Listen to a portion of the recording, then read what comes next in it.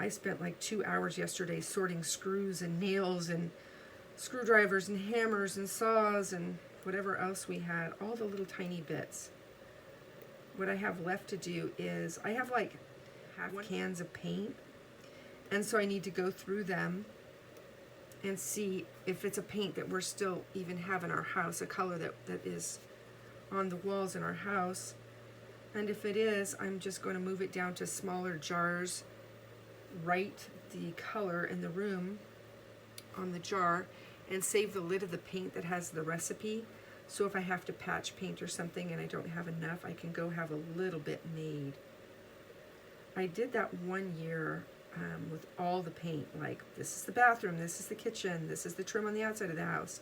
And all these little jars in this box and a little journal with the paint recipe labels and everything. And my husband at the time, for some reason, didn't know what it was, and he tossed it. Oh my goodness. I was like, ah! Since then, every room has been painted a different color, but still, oh, I was so upset. And now I have to do it again. I would have had to anyway, but it's a lot of work. I mean, how often do you paint your house inside? You know, how often do you move your furniture around or redecorate? I'm constantly doing it, mostly because wear and tear, because I have kids and things get ruined very fast. Also, I just like change, and because I've lived in the same house for so long, it feels boring. So I make my house different. It feels like something new and exciting's happening. Around Christmas time, I start getting itchy, and then it's springtime. That's when I start, because it's a good time for painting. I'll usually change the color of a bathroom or repaint some cabinets, move furniture around. If you can't get a new couch, get some new throw pillows. If you can't get new throw pillows, go on Amazon and buy covers for your old pillows. It's cheaper.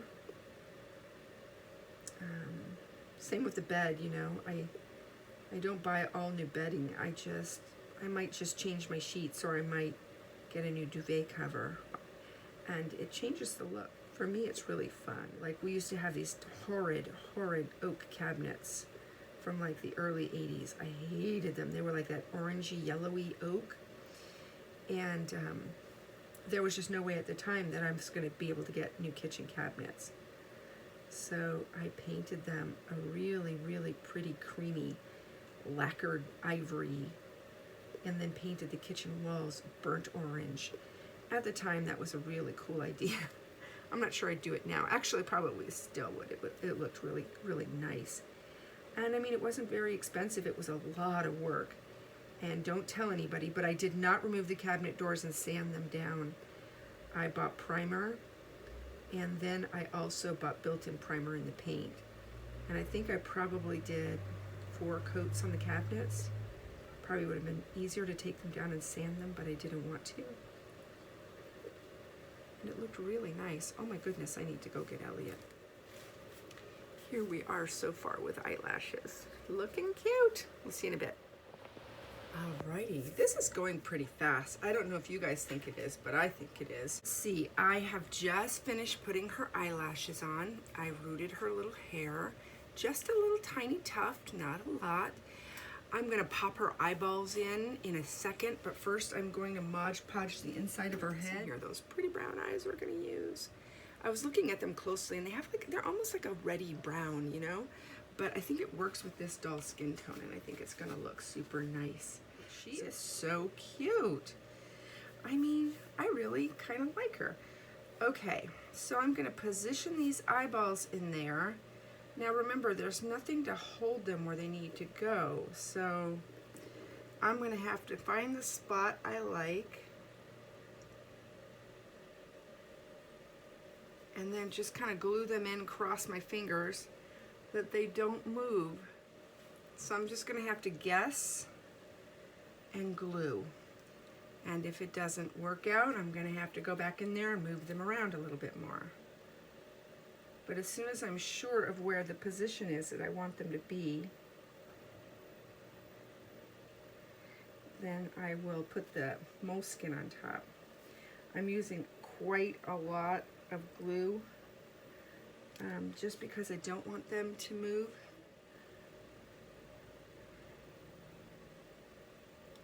The problem with getting a side glance, I mean, these holes are not as round as the eye, and so I'm limited to how I can get that to stay. I probably should have used oval eyes, or stop trying to do the side glance and stop fighting it. Yeah, I think that's what I'm gonna do. I'm all crazy there. Her eyes are in. Alrighty. Now I'm gonna get stuff ready to fill her up and get her body going. Be right back. Good morning, everyone. We got a lot to do this morning. I have an hour before I have to get kids up for school, so I'm gonna try to get this baby assembled. I did make her a glass pouch. I doubled up here because this stocking, I don't know how reliable it is. I've had a couple of stockings that I thought wouldn't leak and did. It's not a big deal. You have a double barrier, you have the fabric and the stocking, but I would hate anybody to have messy glass all over the place. I'm learning as I go, and getting the sand into this little limb, and you probably think just cut these out, but they're really hard to cut and they're really stiff. So I have this glitter tray, and basically what I'm doing is just using it kind of like a funnel. The legs were much easier. I buy my glass beads by the 50-pound bag, and that bag is too big to have in my studio, and I'm not supposed to be lifting, so I just took this bucket out there and filled it up. I know it was probably heavier than my allowable 10 pounds, but it felt okay. I'm pretty sure I'm all healed up by now. I feel just absolutely normal. I was a little worried. I went online, you know, to kind of see anybody else who had surgery and how long it took them, any tips and hints and stuff. And, you know, it was just kind of a spectrum of people who just got up and, I don't know, started running marathons the next day. And then there were the people who were 6 weeks in and still laying in bed and everything still hurt. And I'm a firm believer in listening to your body. However, if you don't get up and get back to it, you're gonna be in bed for 6 weeks. Your body, you know, follows your lead. If you just stay laying down, it thinks you're just gonna stay laying down. I decided to put some moleskin on there. I tried the furniture pads, and they were too bulky for this baby, so I'm just using the moleskin. Another little tip, and again, I wouldn't use this on a Reborn doll I'm gonna sell or on a product that would come from this nursery, but because we're saving a little bit of money and just feeling it out, seeing if we want to make a Reborn doll, I'm using garden ties. They're the right size. They're just, you know, cable ties, except they're green, and they're meant for, you know, keeping vines up and stuff like that, I'm guessing. Now, the thing with 3/4 limbs is you don't want to stuff this too much, because then you get this kind of, you know, like pillowy look, and it's not attractive when you dress a baby. And I Mod Podged the flanges so I could get some movement. Not that this doll needs a lot of movement, but everybody loves to be able to wiggle. Let me grab a pair of these. Yeah, everybody loves to wiggle, so let's make sure she can.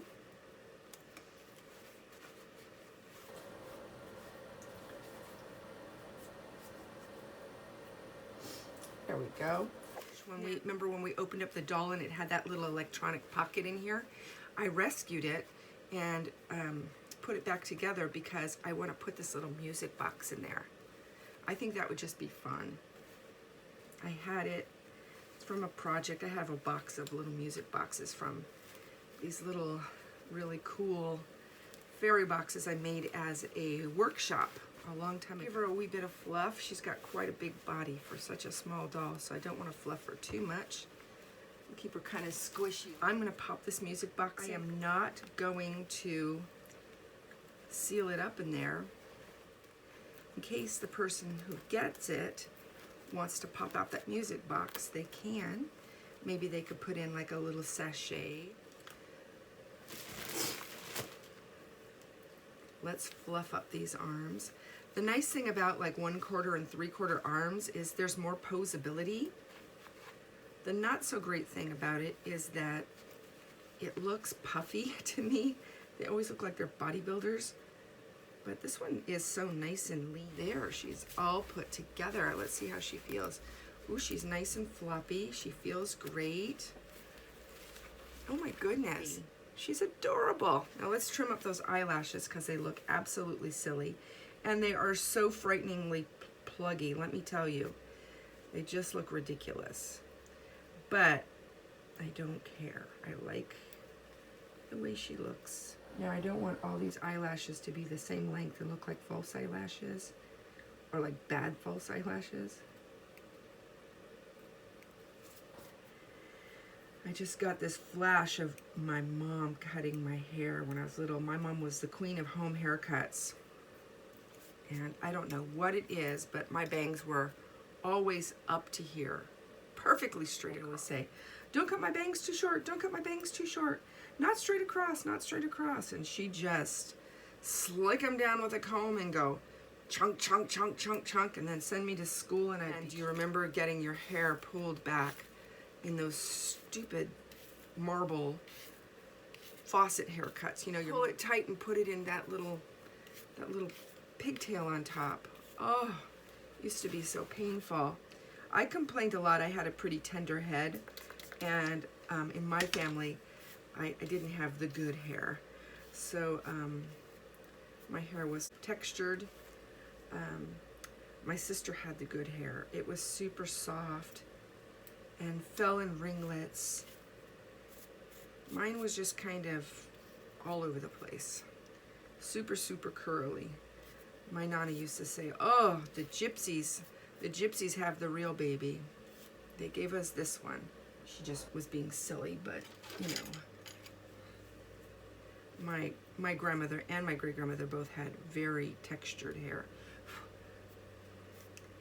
They had very dark olive skin, black eyes, and very textured hair. My genes were mixed with my dad's genes, who was Spanish, but he had some European blood in there.